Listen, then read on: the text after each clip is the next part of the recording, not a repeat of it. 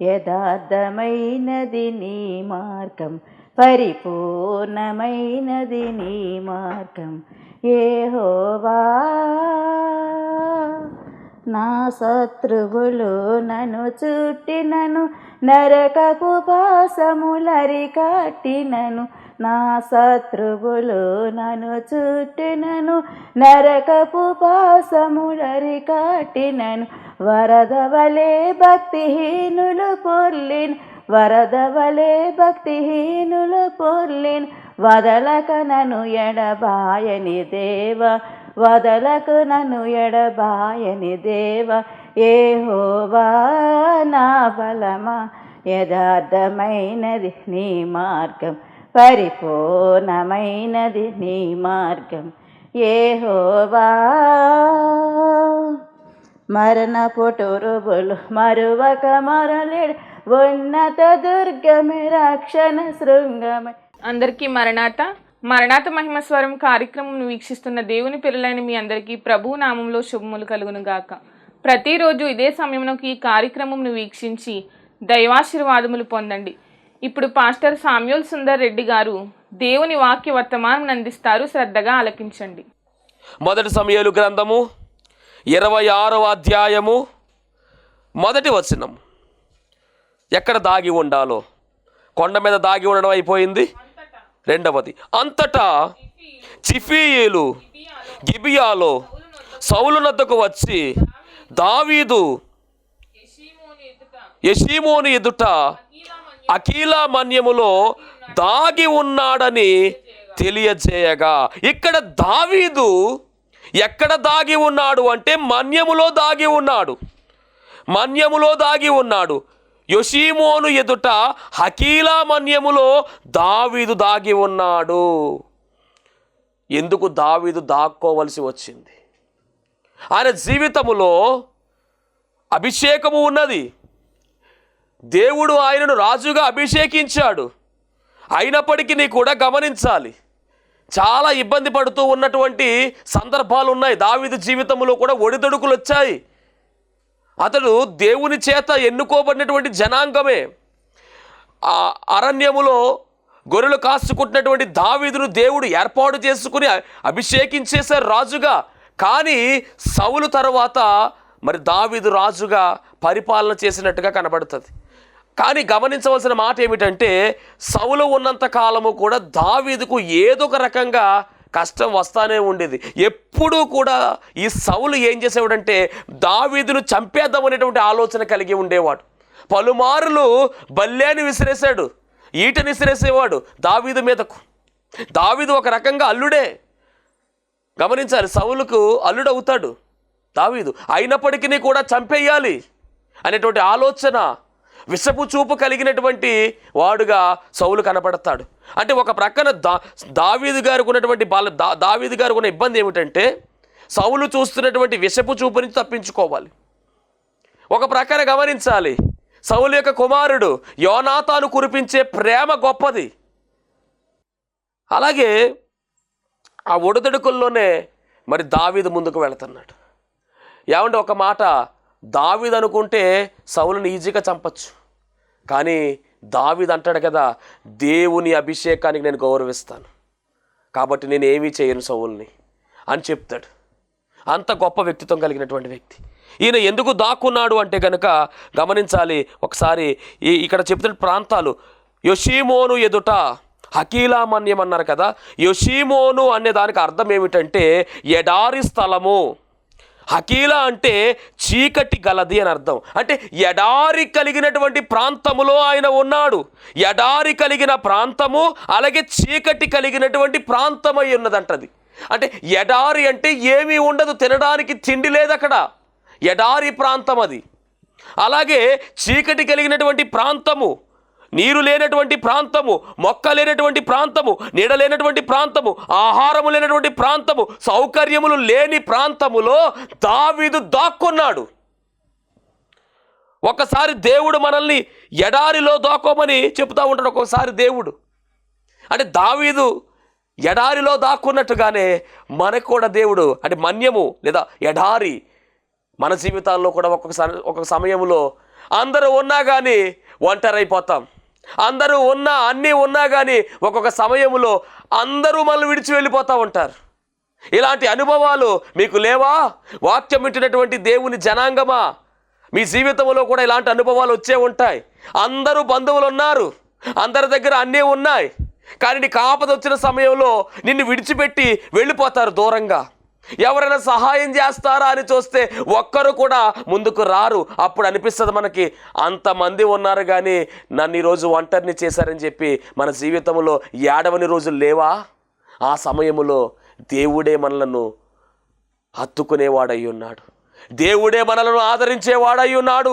నీ ఒంటరితనములో ఆయనే నీకు తోడుగా ఉన్నాడు. నేనున్నానమ్మా భయపడకుము అని ఎన్నో పర్యాయాలు మనల్ని ఓదార్చినటువంటి దేవుడు, మనము సేవిస్తున్నటువంటి దేవుడు. నువ్వు ఒంటరిగా ఉన్నప్పటికీ, ఈ ప్రపంచంలో ఉన్నటువంటి వారందరూ నిన్ను విడిచిపెట్టినప్పటికీ నిన్ను విడవను, నిన్ను ఎడబాయను అని వాగ్దానం చేసినటువంటి నా దేవుడు నీతోనే ఉంటున్నాడు. ఆయన ఇంకా చెప్పాలంటే నీలోనే ఉంటున్నాడు. ఆయన నీకు ధైర్యాన్ని పుట్టిస్తున్నాడు. ఆ సమస్య నుంచి బయటకు ఎలా రావాలో నీకు నేర్పిస్తూ ఉన్నాడు. అంత గొప్ప దేవుడు మనము సేవిస్తున్నటువంటి దేవుడు. ఎందరూ విడిచిపెట్టినా కానీ ఆయన విడిచిపెట్టేవాడు కాదండి. నువ్వు వద్దనుకుంటున్నా కానీ ఆయన నిన్ను విడిచిపెట్టడు. అలాంటి గొప్ప దేవుడు ఈ రోజున గమనించాలి. మన్యములో దాగి ఉండే అనుభవము దావీదుకు ఉంది. అనగా ఎడారి ప్రాంతములో చీకటిలో ఆయన దాగి ఉన్నాడు. అక్కడ సౌకర్యాలు లేవు. అలాంటి సిచ్యువేషన్ మన జీవితంలో ఒక్కొక్కసారి రావచ్చు. అది కూడా మనం గమనించాలి. ఏదొచ్చినా గమనించవలసిన మాట ఒకటేనండి, ఏ ప్రమాదం వచ్చినా, ఏ కీడొచ్చినా కానీ దాని తరువాత దేవుడు మేలు చేస్తాడు. దేవుడు బయలుపరుస్తున్న మాట, కీడు చాటున దేవుడు దాచిపెట్టిన మేలు గొప్పది. కీడు వచ్చేసింది, కష్టం వచ్చేసింది, బాధ వచ్చేసింది, బలహీనత వచ్చింది, చచ్చిపోదాము అని అనేటటువంటి నిర్ణయాలు తీసుకోవద్దు. దేవుడు ఖచ్చితముగా ఆ కీడు చాటున, ఆ ప్రమాదం చాటున, ఆ నష్టం చాటున దేవుడు మేలు దాచిపెట్టాడన్న విషయాన్ని గమనించండి. వ్యాపారం చేస్తున్నావు, నీ నష్టం వచ్చింది. వ్యాపారం చేస్తున్నావు, అయ్యో చాలా లాసులో ఉన్నావు, నువ్వు భయపడొద్దు. దేవుడు నిన్ను ఉన్నతమైన స్థాయిలో ఉంచబోతూ ఉన్నాడు. నీ నిర్ణయాన్ని సరిచేసుకో. వాక్యం వింటున్నటువంటి దైవ జనాంగమా, దేవుడు మాట్లాడుతున్నటువంటి మాట, దేవుడే నీకు తోడుగా ఉన్నాడు. ఏ సమయంలో ఏది చెయ్యాలో, ఏ సమయంలో ఏది ఇవ్వాలో, ఏ సమయంలో నీకు ఏది అవసరమో ఆయనకు మాత్రమే తెలుసు. నీకన్నా నాకన్నా బాగుగా తెలుసు ఆయనకి. దేవునికి మహిమ కలుగునుగాక. అనంత జ్ఞాని అయినటువంటి దేవుని మనం కలిగి ఉన్నాము. అన్నీ కూడా నీకు అర్థమయ్యేలాగా నడిపించేవాడు ఆయనే. ఒక్కొక్క సమయములో నా బ్రతుకేంటి ఎలాగైపోయింది, నా పరిస్థితి ఏంటి ఎలాగైపోయింది, నేనేంటి, నా స్థితి ఏంటి, ఇలా పడిపోయానేంటి అనుకుంటున్నావేమో. వద్దు, నువ్వు పడ్డావా పర్వాలేదు, నిన్ను దేవుడు ఖచ్చితంగా లేవనెత్తబోతూ ఉన్నాడు. ఉన్నతమైనటువంటి శిఖరానికి నిన్ను తీసుకుని వెళ్ళడానికే దేవుడు నీకు ఏర్పాటు చేస్తూ ఉన్నాడు. దేవుడు మహిమ కలుగునుగాక. హల్లెలూయా. ఏదేమైనప్పటికీ ఎడారిలో దాగినటువంటి అనుభవము దావీదుకు వచ్చింది. 107వ కీర్తన 4-5 వచనాలు మనం చూసినట్లయితే చదువుదాం. 107వ కీర్తన 4-5 వచనాలు. అద్భుతమైనటువంటి అంశం ఇది, దాగి ఉండడం.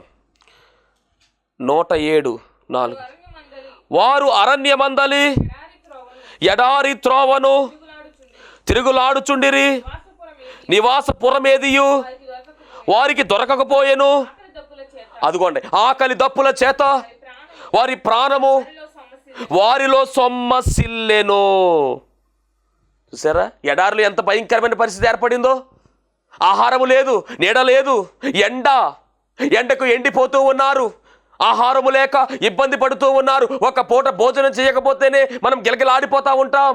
అలాంటిది అరణ్యములో తిరుగుతూ ఉన్నారు. ఎండకు దప్పిక అవుతా ఉంది, నీరు లేదు, ఆహారము లేదు. అలాంటి అనుభవములో వీరు ఉన్నారు. ఎడారి అనుభవం చాలా కష్టం అండి, చాలా కష్టం. మన విశ్వాస జీవితంలో కూడా అనేక పర్యాయాలు ఎడారి అనుభవాలు వస్తూ ఉంటాయి. అయినప్పటికీ కూడా మనం ధైర్యంగా ఉండాలి. యోబు జీవితంలో ఎడారి అనుభవం గురించి మాట్లాడుకుంటే, యోబు గ్రంథం 30వ అధ్యాయము 3-4 వచనాలు చదువుదాం ఒకసారి. యోబు జీవితంలోకి వచ్చినటువంటి ఎడారి అనుభవం గురించి ఆయన మాట్లాడుతున్నారు. యోబు గ్రంథం 30వ అధ్యాయం 3-4 వచనాలు. దారిద్ర్యము చేతను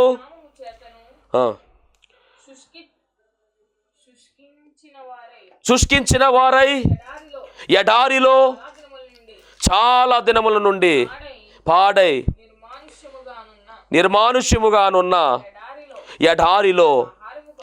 ఎడారిలో ఆహారము కొరకు వారు తిరుగులాడుదురు. వారు తొప్పలలోని తుత్తి చెట్లను పెరుగుదురు. తంగేడు వేళ్ళు వారికి ఆహారమయ్యున్నవి. వేళ్ళు తింటున్నారంటండి. ఇంకేమీ లేదక మరి అక్కడ ఆహారం. అంటే ఎడారి అనుభవం చాలా భయంకరమైనదనే విషయాన్ని ఈరోజు మనం నేర్చుకుంటూ ఉన్నాం. చాలా జాగ్రత్తగా ఈ విషయాలు మనం గమనించాలి. దావీదుకి ఇచ్చినటువంటి అనుభవములో మరి మన్యములో దాగి ఉండడము లేదా ఎడారిలో దాగి ఉండని అనుభవంలోనికి దావీదు వెళ్ళాడు. ఇక్కడ ఒక్కొక్క సమయంలో మనకు కూడా దేవుడు ఎడారి అనుభవాన్ని ఇస్తాడు. మన్యములో దాగి ఉండే అనుభవం, ఇందాక కొండ మీదకి వెళ్ళే అనుభవం ఇచ్చాడు దేవుడికి మనకి. ఇప్పుడు రెండవదిగా మన్యములో దాగి ఉండే అనుభవం లేదా ఎడారిలో దాగి ఉండే అనుభవం. దీని గురించి మనం గమనిస్తే కనుక మన జీవితాల్లో కూడా ఆయన అనుమతిస్తాడని చెప్పేసి చక్కగా ఇర్మియా గ్రంథములో చక్కని మాట కనబడుతూ ఉంది. ఇర్మియా గ్రంథము 44వ అధ్యాయము 22వ వచనం చదువుకుందాం. 44వ అధ్యాయం 22వ వచనాన్ని మనం చూసినట్లయితే ఇర్మియా గ్రంథము,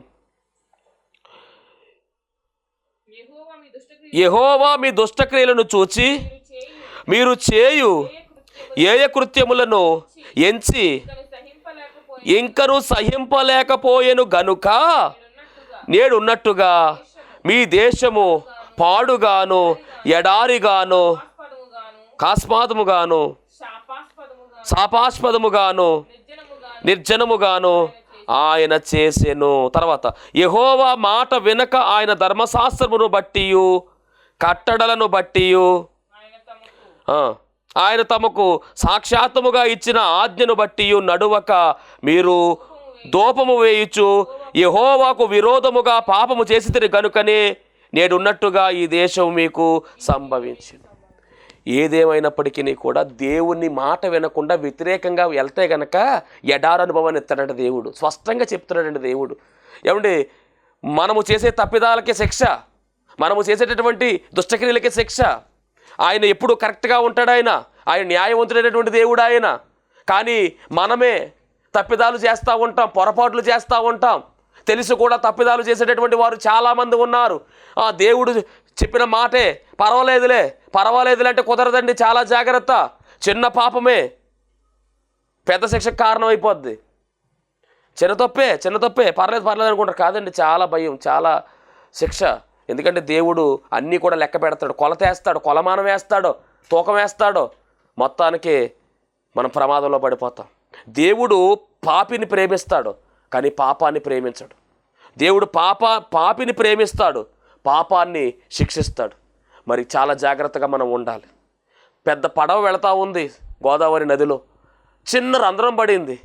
చిన్న రంధ్రమే కదా వదిలేస్తే ఏమైపోద్ది? ఆ చిన్న రంధ్రంలోనికి నీరు వచ్చి పడవ మొత్తం కిందకి వెళ్ళిపోద్ది. చివరికి పడవ మునిగిపోయే పరిస్థితి ఏర్పడుతుంది. ఆ చిన్న రంధ్రంగా ఉన్నప్పుడే దాన్ని ఏదోలాగా ఆపితే కనుక మనకి కొంతవరకు మనం ఒడ్డుకి రాగలం. అలాగే పాపము మొదలవుతున్నప్పుడు మొదట్లోనే దాన్ని పెరికి వేసేయాలి, తెంచి వేసేయాలి.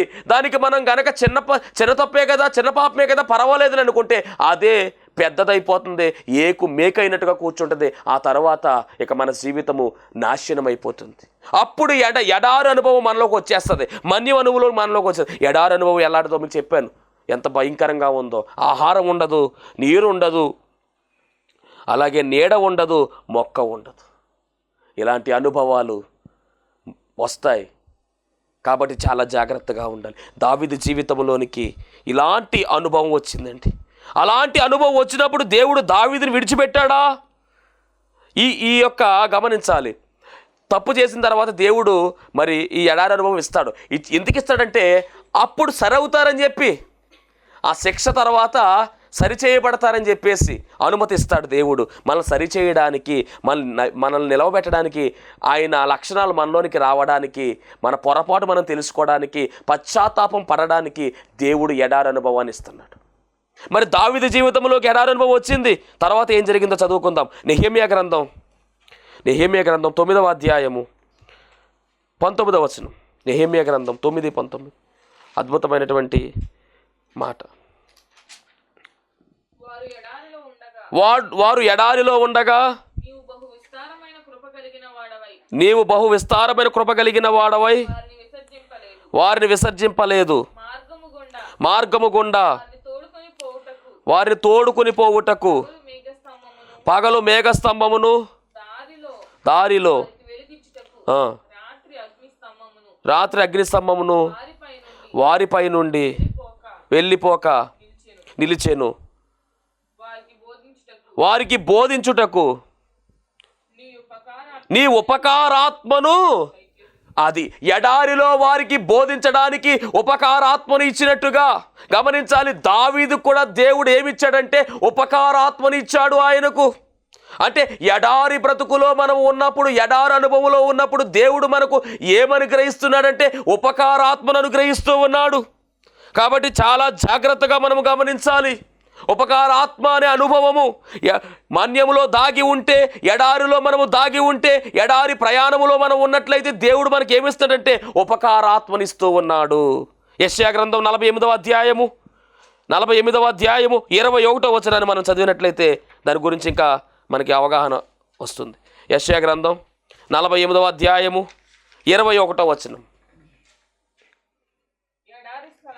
ఎడారి స్థలములలో ఆయన వారిని నడిపించును. రాతి కొండల మీద, రాతి కొండలో నుండి వారి కొరకు ఆయన నీళ్లు ఉపక చేసెను. ఆయన కొండను చీల్చగా నీళ్లు ప్రవాహముగా బయలుదేరెను. దుష్టులకు నెమ్మది ఉండదని యెహోవా సెలవిచ్చున్నాడు. తర్వాత ద్వీపములారా, ఏదేమైనప్పటికీ ఇక్కడ ఇశ్రాయేలు ప్రయాణము ఆత్మతో నడిపించినటువంటి ప్రయాణంగా మనం చూస్తూ ఉన్నాము. ఎడారుల గుండా వాళ్ళు వెళ్ళారు, అలాగే దావీదు వెళ్ళారు. కానీ ఉపకారాత్మను అనుగ్రహించి వారు నడిపించారు. దావీదు జీవితము కూడా మనం గమనించినట్టయితే కనుక మరి రాజు అభిషేకమైంది, కానీ ఇంకా రాజ్యము రాలేదు. మీకు ముందే చెప్పాను అన్నమాట, రాజ్యము ఇంకా రాలేదు. ఎడారిలో దాక్కున్నాడు. తరువాత దావీదును దేవుడు లేవనెత్తి ఉపకారాత్మను అనుగ్రహించి దావీదును దీవించాడు. అంటే మన్యములో దాగి ఉండడము లేదా ఎడారిలో దాగి ఉండడం ఉంటే కనుక మనకు దేవుడు ఏమిస్తాడంటే ఆత్మనిస్తాడు. ఆత్మను పొందుకునే అవకాశం వస్తుంది. కొండ మీద ఉండే అనుభవములో ప్రార్థన చేయాలి. రెండవది మన్యములో దాగి ఉండడం అంటే ఎడారిలో దాగి ఉండే అనుభవములో ఆత్మను పొందుకోవాలి. అంటే కీడు చాటున క్రీస్తు ప్రభువు దాచిన మేలు నిన్ను ఆత్మతో నింపడానికి, నీ శరీరము నలగొట్టబడిన తర్వాత దేవుడు నీకు ఇచ్చేది ఆత్మ, పరిశుద్ధాత్మ అనే అభిషేకాన్ని నువ్వు పొందుకుంటావు. వారు 10 రోజులు ఎడతెగక ప్రార్థన చేశారు, ఏకాత్మతో ప్రార్థన చేశారు, ఏక మనసుతో ప్రార్థన చేశారు, ఏక అంశముతో ప్రార్థన చేశారు. ఎవరు అంటే కనుక అపోస్తులు, అలాగే కొంతమంది స్త్రీలు, కొంతమంది శిష్యులు, 120 మంది కూడుకుని మేడగదిలో ప్రార్థన చేయగా బలమైనటువంటి అభిషేకము వారి మీదకి వచ్చింది. అగ్ని అభిషేకాన్ని వాళ్ళు పొందుకున్నారు. భాషలు మాట్లాడడం మొదలుపెట్టారు. అప్పటి వరకు ఒక పరిచర్య, ఆత్మను పొందుకున్న తరువాత మండుతూ వెళ్ళారు పరిచర్యలో. దేవుని పరిచర్య బలముగా కొనసాగింది అంటే కనుక కారణం ఒకటే, పరిశుద్ధాత్మ దేవుడు వారిలో ఉండి మాట్లాడుతూ, పరిశుద్ధాత్మ దేవుడు వారికి సహాయకుడుగా ఉండి, వారు నిలవబడితే వారికి ఏం చెప్పాలో బయలుపరిచేవాడుగా ఆయన తోడుగా ఉన్నాడు. అందుకనేనండి వారిని అన్నారు కదా, ప్రపంచాన్ని తలకిందులు చేసేవారు వీరు అని అనిపించుకున్నారు. పేతురు నడిచి వెళుతూ ఉంటే పేతురు నీడ రోగి మీద పడితే ఆ రోగి స్వస్థత పొందుకున్నాడు. వాళ్ళు వాడినటువంటి చేతి రుమాళ్ళు, వారు వాడినటువంటి చేతి గొడ్డలు ఏవైనా ఎవరైనా రోగి ముట్టుకుంటే ఏ రోగమైనా పోయేదంట. ఏం అభిషేకం అండి అది, పవర్ఫుల్ అభిషేకం, అద్భుతమైనటువంటి అభిషేకాన్ని వాళ్ళు పొందుకున్నారు. ఇప్పుడు ఎడారి అనుభవంలో అంటే మేడగదిలో వాళ్ళు ఏమయ్యారని నలుగగొట్టబడ్డారు, కనిపెట్టారు, ప్రార్థన అనుభవంలోకి వెళ్ళారు వాళ్ళు. అలాగే ఎడారిలో మనము కూడా, ఎడారి అనుభవం మనలోనికి వచ్చినప్పుడు అయ్యో నా జీవితం ఇలాగైపోయింది అని అనుకోమాకు.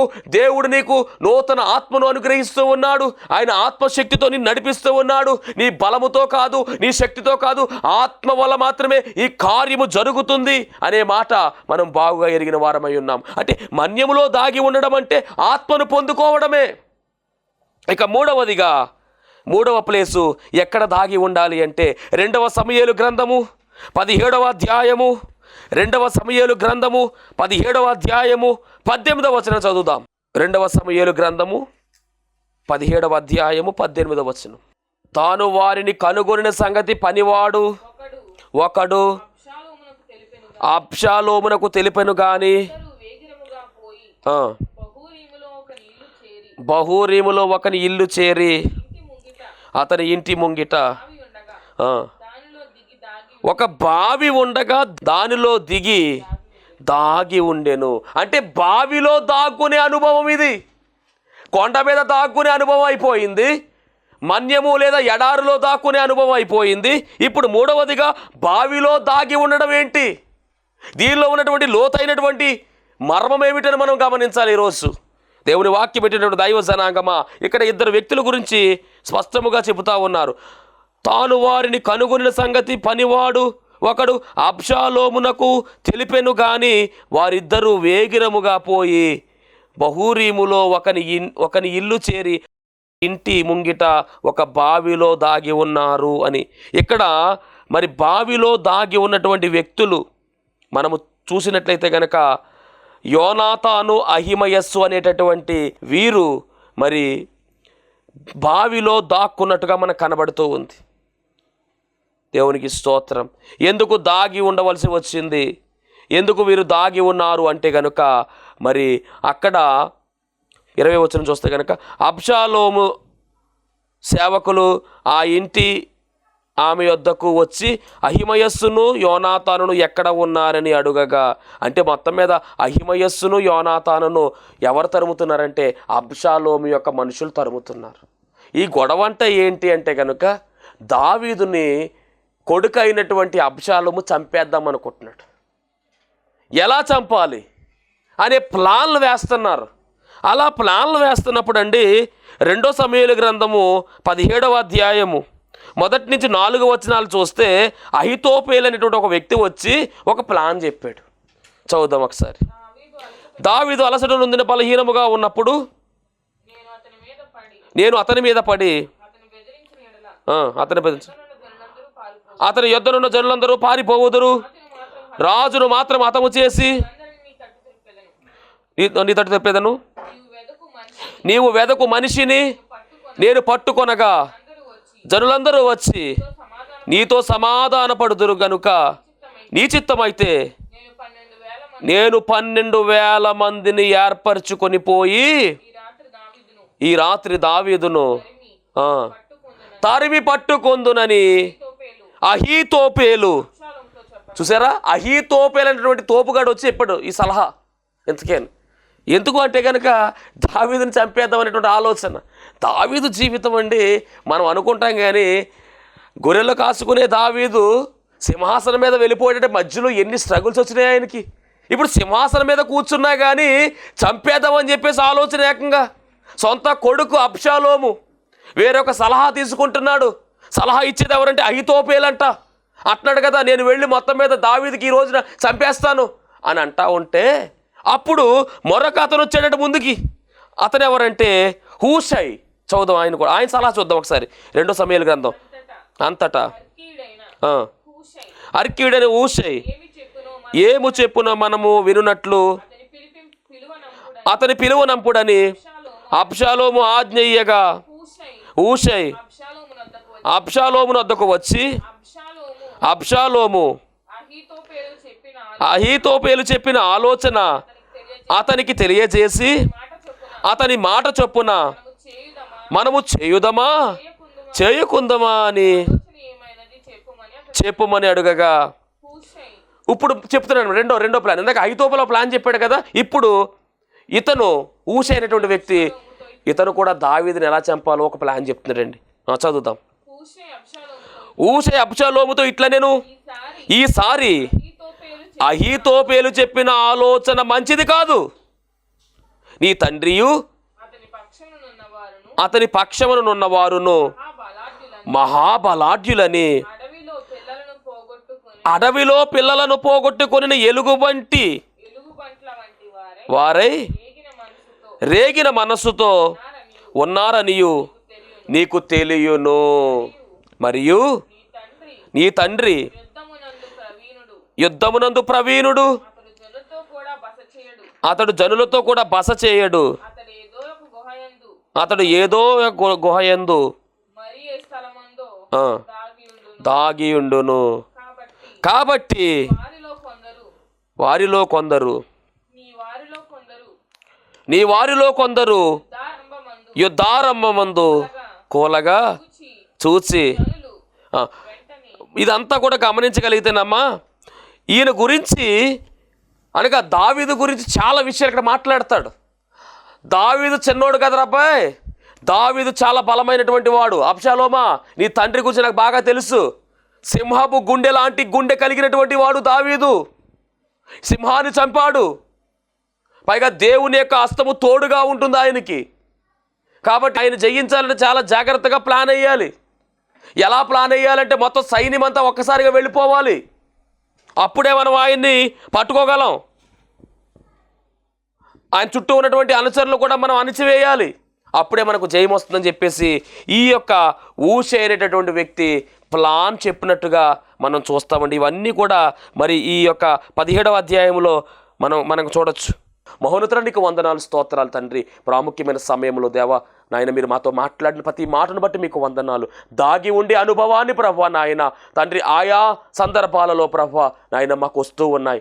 దేవా ఇదిగో నాయన మరి ఎలా దాగి ఉండాలో, దాగి ఉండి మేము ఏమి చేయాలో మర్మములను బయలుపరిచావు దేవా, నీకు స్తోత్రాలు. ఇదిగో నీ బిడ్డలలో ఉన్నటువంటి బలహీనతలు, ఇబ్బందులు, ఇరుకులు అన్నీ తొలగించండి ప్రభువా. శాంతిని, సమాధానమును సమృద్ధిగా దయచేసి నీ కృపలో బలపరచుమని, ఫలపరచుమని, ఆశీర్వదించుమని యేసు నామములో అడుగుచున్నాం పరమ తండ్రి, ఆమేన్. అందరికీ మరణాత. దేవునికి స్తోత్రం. అందరికీ వందనమన్నా తెలియజేస్తున్నాను. మరణాత మహిమస్వరం అనే ఆధ్యాత్మిక కార్యక్రమాన్ని వీక్షిస్తున్న మీ అందరికీ కూడా మరి ఒక పర్యాయము ప్రభు పేర వందనమన్నా తెలియజేస్తూ ఉన్నాను. మరి ఈ కార్యక్రమము ఎంతో ఆశీర్వాదంగా ఉందని, ఈ కార్యక్రమం ద్వారా ఎన్నో మేళ్లు పొందుకున్నామని మరి మీరు అందరూ కూడా ఫోన్ కాల్ చేస్తూ ఉన్నారు. చాలా సంతోషము. ఎన్నో అద్భుత ఆశ్చర్యకార్యాలు దేవుడు ఈ కార్యక్రమం ద్వారా జరిగిస్తూ ఉన్నారు. దేవుని నామమునికి మహిమ కలుగునుగాక. మరి మీరు చూస్తున్నటువంటి ఈ యొక్క షెడ్ గురించి గతంలో మీకు చెప్పడం జరిగింది. యజమానుడు మరి దీన్ని బేరం పెట్టారని చెప్పేసి, దీన్ని తీసుకుంటే ఇక్కడ ఆరాధన జరుగుతుంది, లేకపోతే మనం బయటికి వెళ్ళాలనేటువంటి పరిస్థితిని మీకు చెప్పినందుకు చాలామంది మరి సహకరించారు. కొంతమంది మరి అమౌంట్ పంపించడం జరిగింది, అలాగే ప్రార్థన చేయడం జరిగింది. దేవుని మహాకృపను బట్టి పంపించినటువంటి కొంత అమౌంట్ మరి యజమానుడికి కట్టడం జరిగింది. ఇంకా చాలా అమౌంట్ మనము వారికి ఇవ్వాల్సి ఉంది. కనుక మరి ఈ కార్యక్రమాన్ని వీక్షిస్తున్నటువంటి మీకు ఎవరికైనా కనుక ప్రేరేపణ కలిగినట్లయితే కనుక మరి మీ వంతు సహకారాన్ని అందించండి. ఈ దేని సేవకునికి మీ యొక్క సహకారం అందించి ఈ సేవను మరి ముందుకు వెళ్ళేలాగా సహకరించవలసిందిగా ప్రభు పేరు తెలియజేస్తూ ఉన్నాను. మీకు ఎవరికైనా కనుక మరి ప్రేరేపణ కలిగినట్లయితే కనుక స్క్రీన్ మీద కనపడుతున్నటువంటి ఆ నెంబర్కి ఫోన్పే చేయండి, లేదా ఫోన్ చేసినట్లయితే కనుక నేనే స్వయంగా మాట్లాడతాను. మీ సహకారాన్ని అందించండి. ప్రభు పనిలో మీరు కూడా పాలి భాగస్తులు కావాల్సిందిగా ప్రభు పేరు తెలియజేస్తున్నాను. అందరికీ మరణాత.